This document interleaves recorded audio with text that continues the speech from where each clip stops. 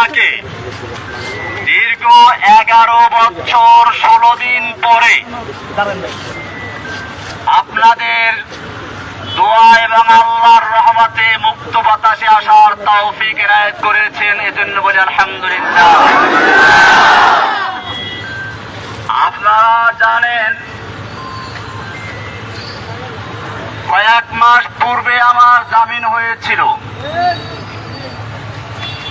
এখন আমি ভাবছি আল্লাহ সুবহানাহু ওয়া তাআলার রহমত এবং তার যে ইচ্ছা, তিনি যে বান্দাদেরকে ভালোবাসেন তাদের কল্যাণের জন্য সবকিছু করেন।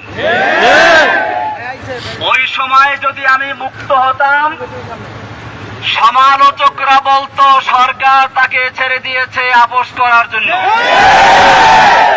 বিভিন্ন রকমের সমালোচকরা সমালোচনা করত।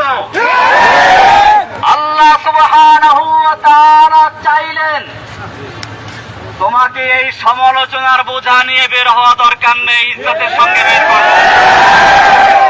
আল্লাহ সুবহানাহু ওয়া তাআলা সেজন্য ওই জালেম শাহীকে দেশ থেকে ত্যাগ করে দেশ থেকে বের করে দিয়ে আমাদেরকে আল্লাহ রাব্বুল আলামিন ইজ্জতের সঙ্গে বের করেছেন।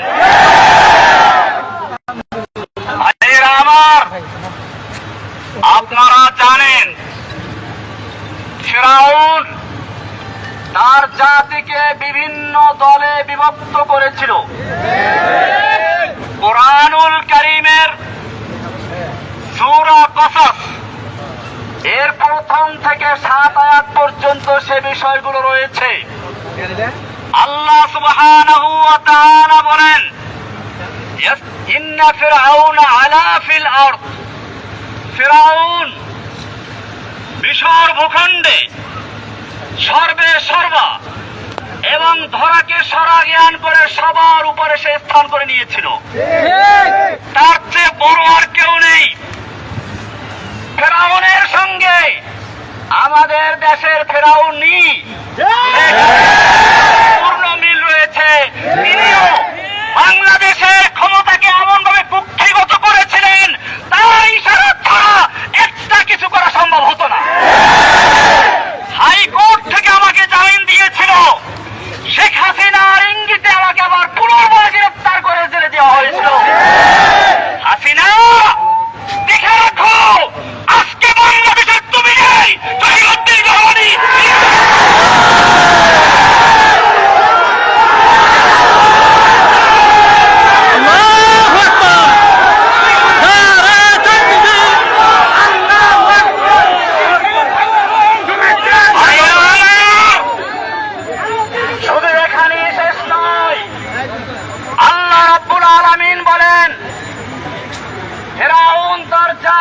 বিভিন্ন দলে বিভক্ত করেছিল।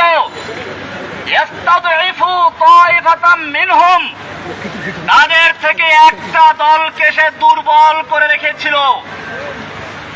ফিরআউন তার দেশের মানুষকে বিভিন্ন দলে বিভক্ত করেছিল। বাংলাদেশের ফিরআউনিও এদেশের মানুষকে স্বাধীনতার পক্ষে বিপক্ষে, স্বাধীনতার চেতনার পক্ষে বিপক্ষে, মুক্তিযুদ্ধের পক্ষে বিপক্ষে, রাজাকার ইত্যাদি বলে এই দেশের জনগণকে বিভক্ত করে রাজত্ব করার চেষ্টা করেছিল। আল্লাহ রাব্বুল আলামিন তার সমস্ত চক্রান্তকে মাকড়সার জালের মতো ছিন্ন করে দিয়ে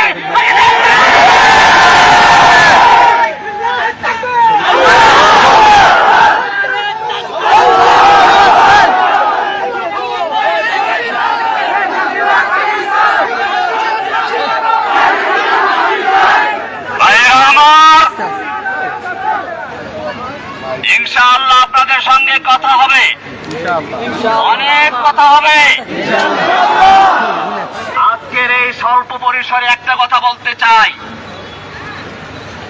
আমি দীর্ঘদিন জেল থেকে বুঝেছি, ইসলামের দুশমনরা দেখে না কে কোন দল করে, তারা সকলেই দেখে কে মুসলমানকে ইসলামের জন্য কথা বলে।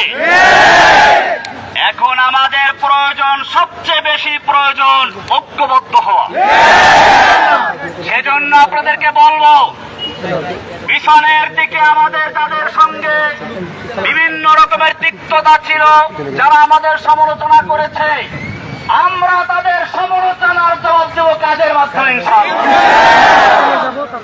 সেজন্য মনে রাখবেন, এখন থেকে আমাদের স্লোগান হচ্ছে আব হামারা এক হি কাম ইন্তেকাম ইন্তেকাম। মনে আছে মাশাআল্লাহ?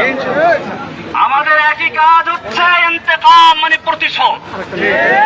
কিন্তু এই প্রতিশোধ কিভাবে শুনুন, ভালো করে শুনুন। প্রতিশোধ মানে এই নয় যেটা স্বাভাবিক অর্থে বুঝে আসে। প্রতিশোধের প্রথম কাজ হচ্ছে ক্ষমা।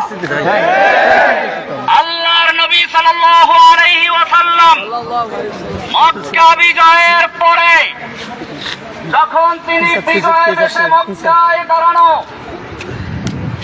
সাহাবায়ে কেরাম 10,000 তরবারি উন্মুক্ত রেখে বসে আছেন, আল্লাহর নবী ইশারায় অপেক্ষা করছেন। আল্লাহর নবী মক্কার কাফেরদেরকে জিজ্ঞেস করলেন, ও মক্কার কাফেরেরা, আজকে তোমরা আমার থেকে কেমন আচরণ আশা করছো?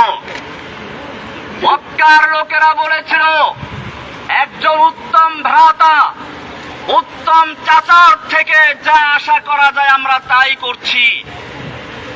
আল্লাহর নবী সাল্লাল্লাহু আলাইহি ওয়াসাল্লাম সেদিন বলেছিলেন, আজকে আমি সে কথাই বলবো যেই কথা বলেছিল আমার ভাই ইউসুফ আলাইহিস সালাম তার ভাইদেরকে হাতের নাগালে পাওয়ার পরে।